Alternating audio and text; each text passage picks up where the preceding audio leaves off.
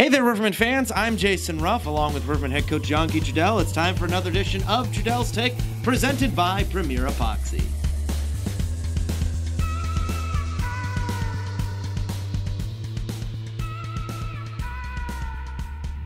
Join now our final Trudel's Take of the regular season. Guy, when you look back on how this entire season has progressed, the ups and the downs, what sticks out to you for this team as they sit comfortably in second place in the SPHL?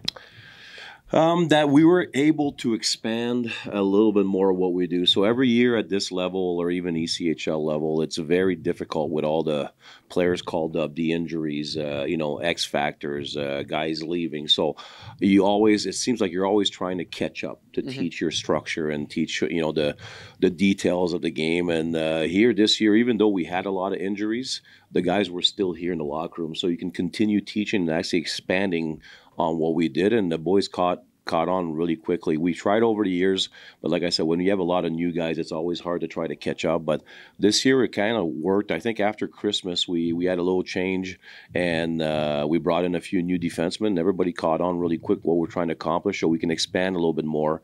And I always say structure, it's easy to read if it's always the same. So you have to change a few things here and there to make sure that you're not kind of at a standstill, and every coach knows exactly what you're doing. So it was nice. I think we had enough IQ to actually expand and do what we had to do to be dangerous and to be unexpected, like what we're going to do every single day. And how much of that is a credit to the leadership group on this Rivermen team? Obviously, you have Alec Hagman back for one last year, but you have a number of other guys in that room who can really take on the load of the leadership role. How much of the leadership group of this Rivermen team contributed to their success, both on and off the ice?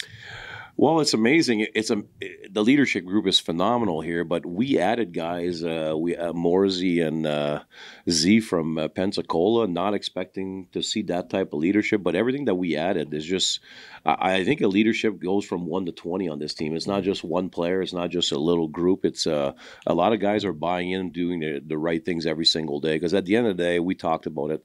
If your team is in better shape than everybody else, if your team is ready for every single game, if they're detailed, you already won 50% of the games, and for those guys to buy into everything we try selling, it was pretty amazing, and it was a fun year.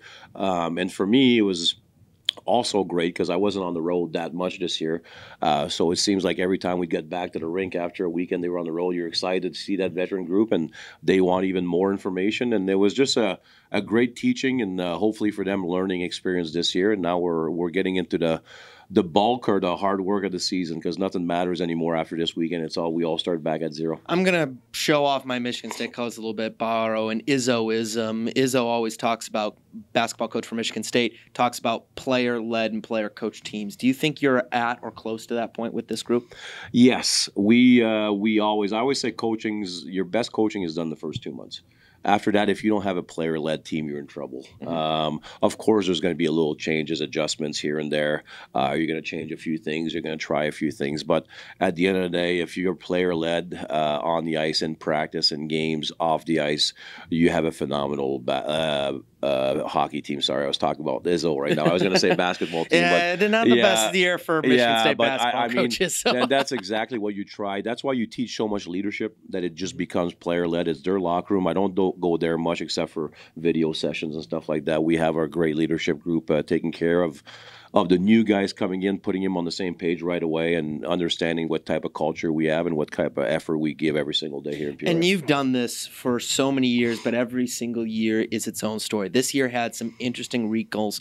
First and foremost, coaching with a former player in Eric Levine, bringing him into the coaching fold. What kind of unique challenges did that provide you, and how has Eric and yourself grown as coaches because of each other in this room? Well, when you talk about player-led, we'll go back on that. It was key because of it. Eric's not here all week. He just comes in for the game, and usually on Thursdays practice.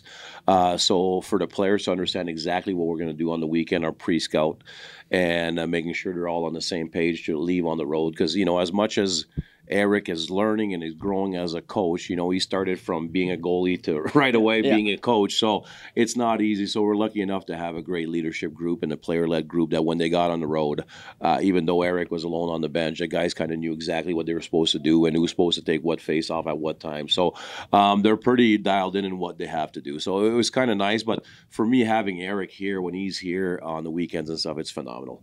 Because, you know, I always say you had two Jean-Guys, one on this shoulder, and then you ask yourself questions and you have nobody else to talk about. Yeah, I mean, like, it's great to bounce ideas off each other. And I want my coaches to challenge me. I want my coaches to want to do more. Like Eric, the last few weeks, he really wants to cut videos on Ds, and I love that. I want guys challenging me to get myself better every single day also. So it was an absolute blessing to have Eric here, and hopefully we can have him again in the next few years because he's a Riverman true and true. Okay. I mean, he's his heart's at the right place, his mind's at the right place, and that's why I think we've been so successful this year. And Eric seems to be a very good teacher. Like, you can tell the goaltenders to a man, whenever they've been brought in and working with Eric Levine, they've gotten better.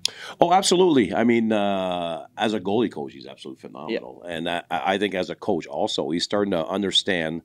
I think the biggest thing, like he was talking about when I speak with Eric, he's like, from a goaltending standpoint, you're on an island by yourself, and you have to just do your job. You understand? And once you get in coaching, you have to take care of 20 guys. They all have different jobs. They all do different things. They all have different body language, and it's pretty intense to take care of all of that. And I think that's what he learned a lot. It's a completely different game going from goaltender to actually teaching the game of hockey, and he's learning, man. You know, I hear him sometimes explaining to new players what they have to do, and you know, he sounds a little bit like what I say. Like he's got the right answers, and that's what you want, because you don't want two coaches on different pages. You want to make sure the answers are the same and the information comes in the right way. So he sounded a little bit like Jean-Guy Trudel. We have two Jean-Guys in the room here. Yeah, he's a lot more positive. Oh, the other big challenge and unique opportunity for you this year is you getting to coach your son Tristan for a good part of the season, for most of the season. Obviously, Tristan had some injury issues and whatnot. But what unique challenge was that, coaching your oldest son, someone who you've watched and mentored growing up, and now he's in the room with the rest of the team? What kind of unique challenges did that bring? Well, the first challenge, you don't want it to be a distraction. I mean, you know, I have so much pride in the Peoria Rivermen, in the organization, that I do not want to have any distraction whatsoever. And I think Tristan got he matured a lot during the season. I understood that when we're at the rink, you know, there's no such thing. He's just another player, and you know, I'll do what I need to do to squeeze as much as I can to make sure he performs. You know, he's the best version of himself on the ice. So it was great. Don't get me wrong. It's, you know, as a coach at pro level, over the, you know, I'd say the last 12 years when he was playing hockey, we had great friends like Kevin Loon and a bunch of guys that would travel him to games because I was coaching all the time. So it's kind of nice to spend a year and seeing him every single day and being around your kid and seeing the maturity. I mean, he started as a raw rookie that I didn't know he was going to make the team. Impressed us in camp, and then he brings some assets that we needed, and it was just a great year to be around him. But at the same time, when I'm at the rink, you know, it's distraction are not good for a group. So we just make sure that we're on the, you know, once we get home, I'm a dad, he's a son, but when we're here, he's just another player on the team. That's an interesting dynamic, and I feel like that's the way you have to do it in order to separate the two. Because like you said, you don't want to have any distractions because, oh, there's the coach's kid, there he goes. But it sounds like for both parties, it's worked out for the most part. It did, because I think he brought enough that guys understood why he was here. Like, you know me, I was going to, you know, I never thought he was going to make the team, and I was going to cut him at the beginning. Yeah, you were ready to cut him after the first couple of weeks. Yeah, because he wasn't, like, getting it, and then finally something clicked that he was starting to, I mean, get better and better, and then, you know, he started scoring goals in his spot and understanding what his role is as a big man, and he brought in some toughness that we needed. We know in the regular season this league gets a little crazy sometimes, so you have to make sure you have that toughness. And so he did a lot of great things for the team. Got a few injuries, that's part of it, but. You know, for me, it's always about teaching passion, and hopefully, like all my players, Tristan got a chance to be around me enough to like learn how much I love the game, and hopefully that rubbed off on him, and he wants to continue a career at it. So we get set now towards the playoffs. You've been in so many different playoff scenarios, playoff series, etc. over the years. What's the one thing you really focus in on and really scrutinize in the lead up to the playoffs? That we have to be hitting our peak when the playoff comes. Like, I really didn't care last weekend or the weekend before that we lost a game on the road and we won one. But I think we're at the point now this week that we have to rev up the engine and make sure that we hit our peak at the right time, and everybody's in a great place mentally. To me, that's what I try to focus on, because you don't want to give too much information either, because if you start overloading with information with pre-scouts because you're a little nervous, they're going to see it. They're going to start being nervous instead of just playing our game. We understand what we do well. We understand whoever we hit in the playoffs. We play them enough during the year in the SPHL. We know exactly what they do in every situation. So for us, it's going to be about winning our battles. You know, hockey's still a one-on-one battle all over the ice, and it's about winning certain areas on the ice that we have to, make sure that we use what we are good at. And we understand that. And that's the thing about leadership. When you're a great leader, you understand who you are. So I think as a group, we understand what our identity is. Sometimes we decide not to put it out there. But again, consistency is something that's missing at a lot of levels. Until you get to the NHL, a lot of our lower levels, consistency is one thing that's kind of missing a little bit. But I know the boys are in a good place right now. We're revving it up. We had a great practice yesterday. So hopefully we keep building, have 2 good games to make sure we're ready for the playoffs. How has this team grown in the last month, do you think, in preparation for the playoffs? I think we've grown. I think it was more that I'd say from after Christmas to our break, to our little February break. I think that's where I saw the most growth, and that's where we started understanding who we are. I think as a team, we understand what brought us a lot of success. I'd say the last month we've been on and off, but I don't think it's because we don't understand who we are. I think it's more because we're kind of guaranteed first or second place the last few months. So, and we honestly, I know our fans care, but first place, like, it doesn't matter to us. We've been first place, I think, 6 times, like out of 10, and it didn't bring us a championship. The year we brought a championship, we finished 3rd. So for us, it really doesn't matter that area. It's a matter that we peak at the right time. So I understand when you have a veteran group that sometimes, those, I would say the March, when you know where you're at, it kind of gets long and you're going on the road, like it seems like for no reason, because you're not moving in the standings. So now it's time, though. I could see the group, the eyes, the intensity was a lot better this week. So I think we're starting to climb the ladder again. What's been your favorite, and you can pick multiple, your favorite moments from the regular season? Wow. You're just putting me on the spot. I am putting you on. It's the last episode. I kind of have to put you on the spot. Man, that's tough. I got to say, he's still my son. So when he scored his first pro goal, I didn't show a lot of emotion, but inside I was really happy. He put in a lot of work with Hags over the summer to train and stuff like that. So I was really happy at that. But for me, it's more always the process. I love the process. I love the process every single day of guys getting better, of our staff coming together, of everything, to see what everything Allison does for the players or what everything Trevor does for the player. When I'm with you on the bus, to me, the process of the whole season, what makes it worthwhile.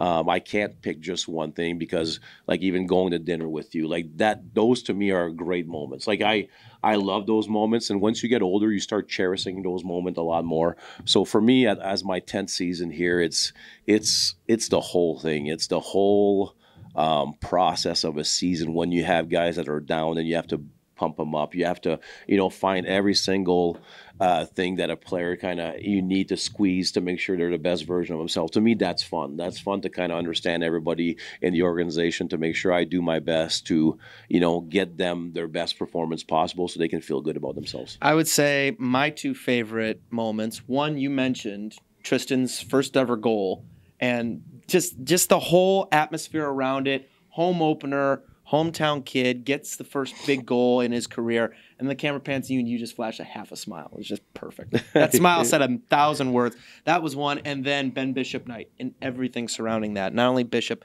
coming back to Peoria, being honored into the Rivermen Hall of Fame, and J.M. Pietrowski's goal, that's probably going to be a highlight for as long as this organization stands, man. Holy cow. That was great. That was a great night. There's a lot of great nights. I think the front office did a good job at, promoting our great game and our great team. And it's a lot of fun to see how far we've come in 10 years in the SPHL, and to have our great fans kind of buying in into, loving the product we're putting on the ice. It's always, like, to me, it's not, I always say it's not fans, it's all my family. I know a lot of people now, and I'm lucky to be here still and be a part of every single day. Like I said, the process of the whole year. So it's been a lot of fun. But now, like I said, after this weekend, everybody starts back at 0. You have 8 teams that want to bring it home. And for us, it's about being at our peak at the right time and playing the right way as a team and understanding our identity. Absolutely. But before we get into all that in preparation for this coming week, I got to ask you, we've talked a lot about team growth and how the team continues to grow and build. How do you think you have grown this season, Guy? Well, I won't lie. Every single day I work on growth. I understand what I'm good at, understand what I have difficulties at. So I try to get better every single day like players. That's my job. I wouldn't be able to live with myself if I don't work extremely hard all summer, all winter to be the best version of myself. And again, I understand that I have a lot of faults. I get that. But at the same time, I try to work at it every single day. And the biggest thing, though, with all your faults is something we do in Peoria here. We accept you the way you are. We just try to make you better every single day. And I think the guys are like that also. They understand how much I love them. When you love your players and you really care, for them to be the top that they can be, and you really do care, they understand that sometimes you can be, you can show your weaknesses a little bit here and there, which I do, but we have a great family atmosphere and a great culture. So we understand where it comes from, and we understand it's all from love, and we want to just keep building on it. So that's why I'm very lucky. The people I bring in are just phenomenal people, and that's how growth happens. When you have great people that want to get better every single day, you have great growth as a hockey team. And that rubs off on other people, whether it be people in the locker room, people in the front office, or maybe even people watching this video. It is. I say that to you, even my Peoria youth hockey kids. I believe every single person has greatness. I really do. And I, as a leadership figure, I always say I have the title of leadership, right? Doesn't mean I'm a great leader, but I do have the title. And by doing that, my job is actually try to squeeze that greatness, because I believe all our players in that locker room can be great at any time. And I believe if they start believing in it, we can have something special. And that's what I do, man. I do it for my youth hockey, and I do it for these guys. And hopefully if I can change the life of 1, 2, 3 people, I did my job. So that's what I try to do every single day. Maybe even help other coaches get better. Yeah, help. Yeah. And by the way, talk about other coach. I had an ex-coach against me that we had big foes, and we laughing about Trudel Take. So Carsey, shout out, buddy. Great year. I wish you nothing but the best in the playoffs, big man. So enjoyed this one. This is our last one of the year, big man. So peace and have a great time in the playoffs, buddy. You deserve it. Well, the Rivermen getting ready for the playoffs, but first, one more weekend, a home and home against the Quad City Storm. On the road on Friday night in Moline, face off at 7:10. Back here at home at Carver Arena for the season finale at 7:15 p.m. It is fan appreciation night. Get free Rivermen team photos. You get a free koozie courtesy of Call Julie 811, $8.11 Upper Bowl tickets, autograph sessions after the game, specialty baseball jerseys being worn. It's going to be a whole extravaganza to close out the regular season. And against the Storm, no less. You feel like you play a team enough, you really get a good sense of where you are. How does playing a team a number of times in a row to close out the season, how does that get you ready for the playoffs?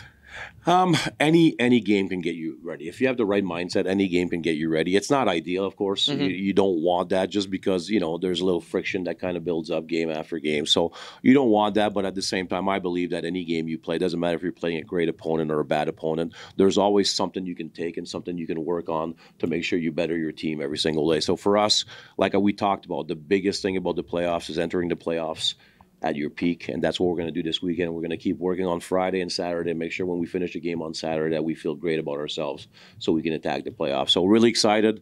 And the last shout out, thank you for all our great fans this year in number. It was a phenomenal year for you guys to come and support the team, our great sponsors out there. Thank you so much. Without you guys, this wouldn't be possible, and I appreciate every second of it. So thank you so much. Yeah, thank you to all of our fans, our viewers, listeners. Any way you follow and consume Rivermen hockey, we thank you so much for making us a part of your hockey season. Guy, it's been a great year, my friend.